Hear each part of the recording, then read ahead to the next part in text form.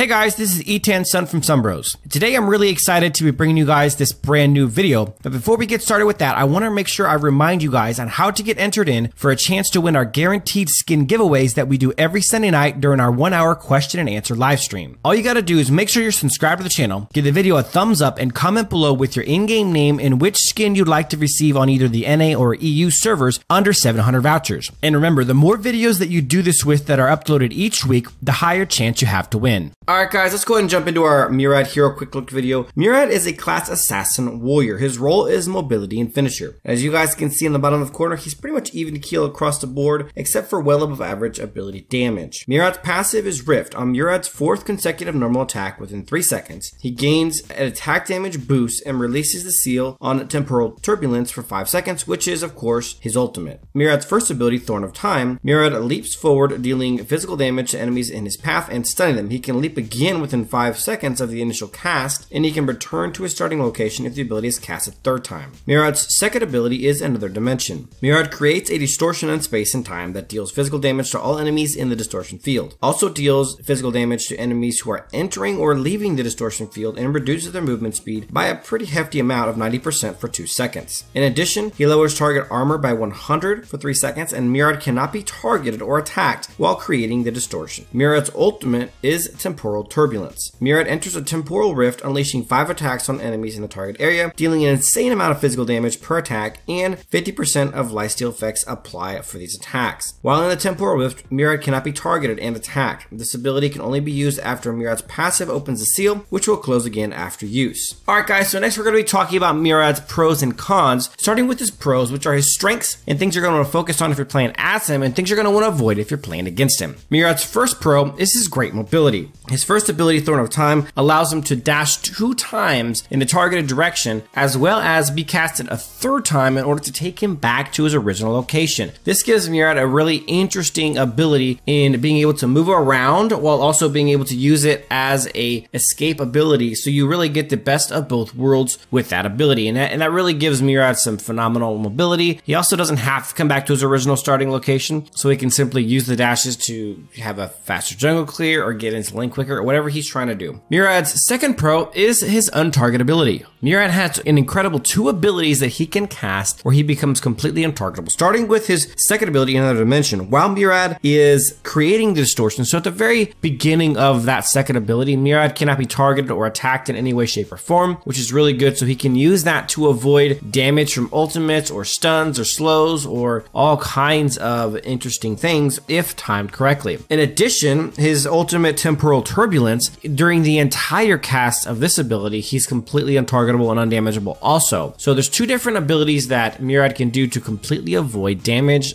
and crowd control effects of all kinds. Murad's third pro is that he has an incredibly high damage ultimate. His entire kit is built around Temporal Turbulence and the amazing amount of damage that he can do during it. Late game, when Murad is fully built and has some squishies like mages and marksmen and assassins, Murad can actually successfully jump in and one-shot them with his ultimate if they're either not careful or they're already low, or they just simply don't have any armor to resist him. It's actually one of the strongest ultimates in the game. Next, we're going to be moving on to Murad's cons, which are his weaknesses, things you're going to want to avoid if you're playing as him, and things you're going to want to take advantage of and exploit if you're playing against him. Murad's first con is that he requires really good, phenomenal timing. Whether you're talking about a second ability, Another Dimension, in which you're trying to take advantage of that being untargetable and undamageable during the very beginning of his second ability, or of course using it with his ultimate, done at the right time, can avoid major damage with that untargetability, or even discussing his first ability, Thorn of Time, which is the 2 dashes and the recall ability. Now, Murad is effectively played when he is able to proc his passive, and we'll talk about that more in a little bit, able to dash in, ult, and then still recall to his body. If Murad ults into the enemy team and doesn't have the ability to recall to his body, he's likely going to get killed as he is extremely squishy. Murad's second con is that he's very susceptible to crowd control. If Murad gets caught out of position without his ultimate ready to go, he is going to have a pretty difficult time getting away to survive. If he gets crowd controlled, there's a solid chance that the squishiness of Murad kicks into effect and Murad is indeed going to get burst out and killed. And his third and final con is that he must proc his passive to do his ultimate. So what that means is that Murad has to get, his passive says on Murad's 4th consecutive normal attack within 3 seconds, he releases the seal on Temporal Turbulence for 5 seconds. So you have to essentially essentially be able to proc the passive to go off, which is 4 consecutive hits in 3 seconds. And then you have to be able to get to where you need to do your ultimate and do it before 5 seconds is up. It's actually a shorter amount of time than it actually feels, and it's a lot more difficult to pull off than you think. So an enemy team that is really cognitive of Murad can actually kill the 4 closest minions to each lane. You know, the outside jungle minions that are closest to bot, top, and mid. They can eliminate those minions on a regular basis for both their side of the jungle and the enemy side of the jungle to effectively stop or slow down Murad's ability to be able to get his passive procced in the jungle and then be able to dash into a lane to do ultimate and get back safely. So that is kind of one of the main ways that Murad gets shut down, is by stealing the outside jungle minions, the small ones, in order to prevent him from being able to successfully pull his ultimate combo off. Alright guys, that is it for the Murad Hero quick look video. I hope you guys enjoyed it. Make sure you guys tune in tomorrow for our Murad how to build video. And thanks for watching guys, and as always, until next time.